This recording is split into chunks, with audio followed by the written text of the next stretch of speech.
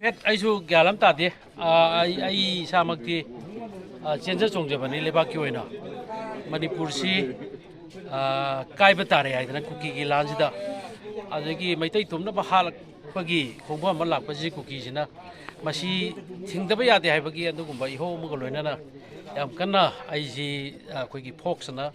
Federation of Civil Society Organization na fox adugi president lama oina ai kun da salaga lekai da salaga koigi lan ngakpa koigi lebak ngakpa kangbu singsiga tairap tawjarga wari sajara kanda ma koigi motivate tawba dugi gyan ta da bai mai ben mem koigi wari sanara kanda koigi sentiment aidi koigi emotion laina na ba koi lebak sigi interest thabak tawna na ba kanna tawjamani ai thoidokpa amana set tarokpa nuaina da ba kaidobagi em tawa pham leite ronda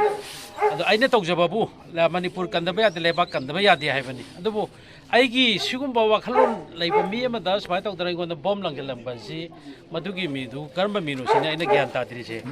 karma minu haibadi ma lebak nuksiba mira natraga koi lebak thuai ga haiba kangbu haiba se masima ai gyan ta de aduna karimta ingonda warning tawgiba court kiba ai karimta leite aigi straight ai chachari basi Manipur kaiba ya de maitai khunai kandaba ya de haiba ki wakhalon da sanghan jabani si sanghan ba mi ama de attack tawri basi ingonda demand tawgiba se leite demand tawga su peningai leite ai hen to maune ne leise aduna langchili ba bonsi error pong mapan gumadani ngasai chingna bamdi sum lai hrenung dawram je phai sida car khoigi ama tawrkan da hangamen hai ayum je da moi changam da ba yam nungai jara hai ma chakhiana adrigi ai kai no ne na khan laga leibani du bai chang khoigi yumbure bi haitare noigi khoigi nupina mapanda khoigi kolik pheng ma ji washroom changa thorpa kanda korok chen jhal le na tawkan yeng kan da bom male na mana bom jina larokani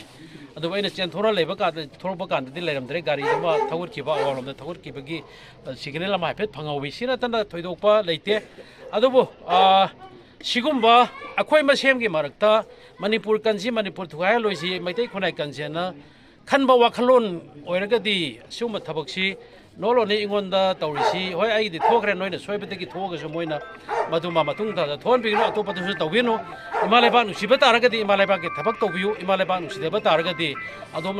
Manipur ji thadoga karai dano sakpi gorai ba wafam jima thamjani nge do thoidona ai keno tawdaba nuai taba leite karigumba pokhai dana ai sokibai madugi damakta dia ai nuai te ai migi yumlakta migi yumda bom langjan bai je masidi amna tahoidaba thabak nene loge duga makoina langjan ge haiba taragasu makoina nuai taba leragasu ingonda direct pau phaupiu natraga ai ge direct onaraga keno moina apamba do dum ingonda haibiu ai dum tawna jage ai adubu ki main tawu tamta ai chai 60 above ne ai lai je sibukta lebak kannabagi damakta khundai kannabagi damakta chongthopang amaga makoina huralana da amamma bom langjamai thabak sidi amna pangda thabak ne na ai thamjage